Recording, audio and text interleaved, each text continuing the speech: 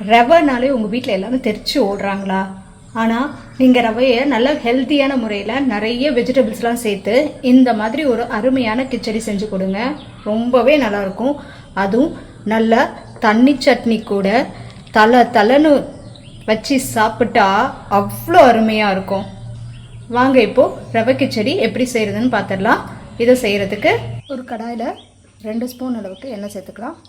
ஒரு பட்டை, 2 கிராம்பு, அன்னாச்சி முக்கு, கொஞ்சம் சோம்பு, ஒரு பாதி பிரியாணியில் மீடியம் சைஸ் ஒரு பெரிய வெங்காயம், ஒரு பச்சை மிளகாய், இது எல்லாத்தையும் சேர்த்து வதக்கிடலாம். ஒரு கேரட், பீன்ஸ், பட்டாணி, ஒரு 1/2 ஸ்பூன் அளவுக்கு இஞ்சி பூண்டு பேஸ்ட், இதெல்லாம் சேர்த்து வதக்கிடுங்க.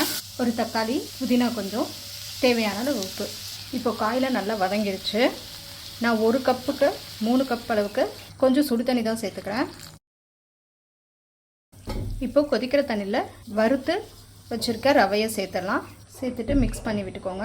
இந்த ஸ்டேஜில் 1 ஸ்பூன் அளவுக்கு நெய் சேர்த்துக்கலாம். முந்திரியில் நெய்யில் வறுத்து கூட சேர்த்துக்கலாம். ரொம்பவே டேஸ்ட்டாக இருக்கும். கொஞ்சம் கொத்தமல்லி சேர்த்து மூடி போட்டு ஒரு 2 நிமிஷம் குக் பண்ணிக்கோங்க. இந்த நெய்யும் கொத்தமல்லிலையும் சேர்த்ததுக்கப்புறம் நல்ல வாசமாக இருக்கும். அவ்வளோதான், நமக்கு அருமையாக ரவா கிச்சடி டேஸ்ட்டாக ரெடி ஆயிடுச்சு. அன்போடு சமைச்சு அருமையாக சாப்பிட்லாம் வாங்க.